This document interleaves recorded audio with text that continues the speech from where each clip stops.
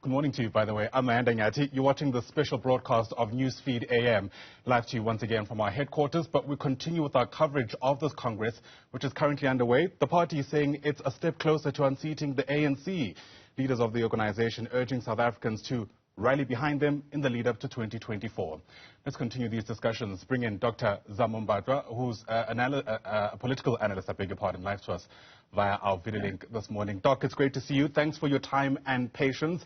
Plenty to unpack in the first few hours of day one of this Congress. And some people watching, I suppose, might be confused whether this is a leadership Congress or a soft launch of some sort of the election campaign of the Democratic Alliance. How do you see it? Thank you so much, Ayanda. Good morning to you and good morning to the viewers at home. Yes, indeed, this was supposed to be a golden opportunity for the Democratic Alliance to showcase the support of the general public of South Africa. Unfortunately, I don't see that happening because of two things. The character of DA and the history of DA is haunting DA up until today. You know, those are the two important things. Now, the character of the Democratic Alliance is that of the opposition party. You know, whenever they are talking, they are not telling South Africans what they will do for the country or for the South Africans. Whenever you have a discussion with them, I was actually listening to a discussion that you had with John as a leader of DA.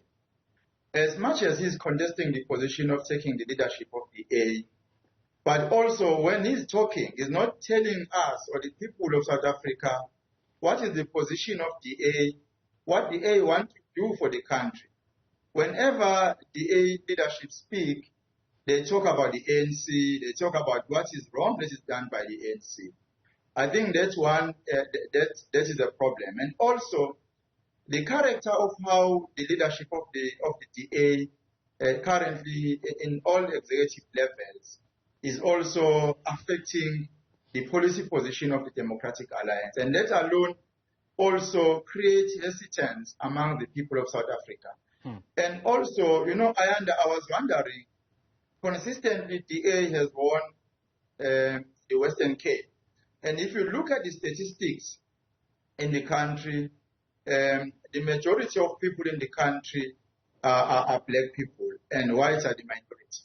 And if you look at the character of DA in executive position, not just in any leadership position, the majority are still white. However, in the Western Cape, look at the cabinet at the provincial legislature of the Western Cape. Look at what is happening in the city of Cape Town. You'll see exactly. Look at the MECs. Look at the leaders in the municipality level. Right. You will see what I'm talking about.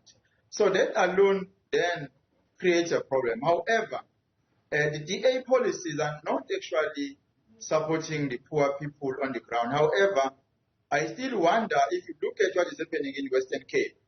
The majority of people at Nyanga, Danga, people are living in absolute poverty. But DA always win in the Western Cape. So I wonder whether they are enjoying what they are being subjected to, or it means that the upper class or the minority who are rich in that essence are actually supporting those who are actually on the ground. So that's where the problem is. All right. You know, and the criticism that you've just laid out is, you know, an issue that the DA has faced for years. I mean, for as long as I can remember, there'd always been calls for the DA to move away from pointing out the ANC's inefficiencies and more to what they can offer. And I can almost hear some of them saying, well, we are pointing you to parts of our success. They usually direct us to the Western Cape, as you've mentioned, and other areas where they govern as a beacon of what they're able to offer the country. But of course, the next 2 days is not just about the leadership contest. It's also around policy discussions. It's from race relations, one host, which you know have been a very thorny issue for the Democratic Alliance. But there's also issues around the role of the Reserve Bank, an example, spatial planning in this country in order to address the inequality you speak about in the Western Cape, conservation, climate change. The list really does go on. But from your vantage point, I wonder what you reckon should be the focus of those discussions if the DA is going to have a real chance of unseating the ANC. when I was opening Ayanda, I said this is supposed to be a golden opportunity for the DA to showcase the support. Strategically, this particular conference is taking place just a few months before the national government elections and the provincial government elections. So they should use this opportunity to say, look at the leadership that you are electing today. This particular leadership is actually a representative of the society, and you are not electing people on the basis of the color of their skin, but they are electing people on the basis of what they can contribute in the society.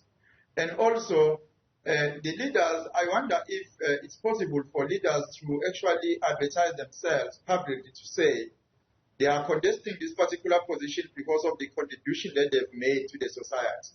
Not just the political party itself, because remember, Ayanda, there will be a political party leadership elected after this particular Congress, but that particular leader of the political party, which is called DA, will be contesting a space in the government elections.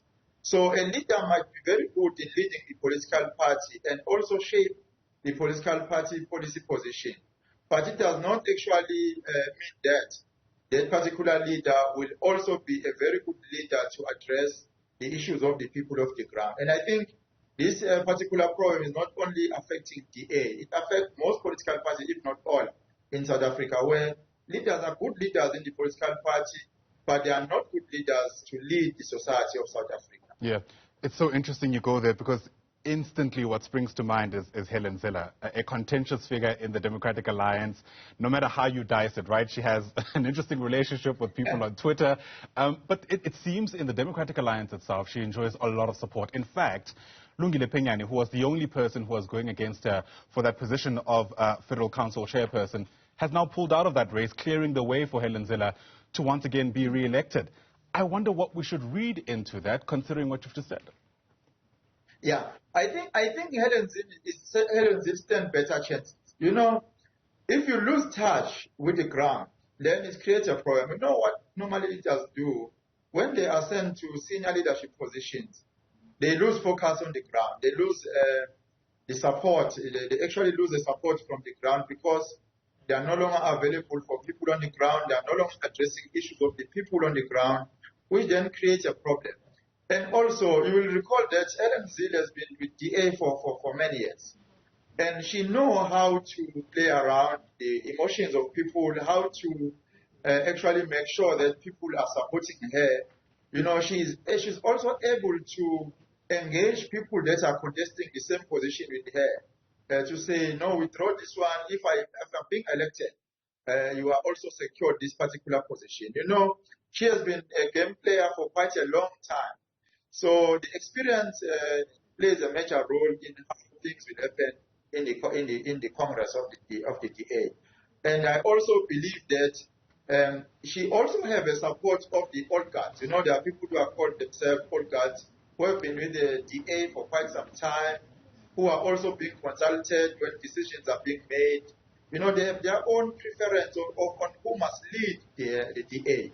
So it will be very difficult for those who are not supported by the old guard of DA to take the leadership position, because they will not have the blessings of the elders of the DA.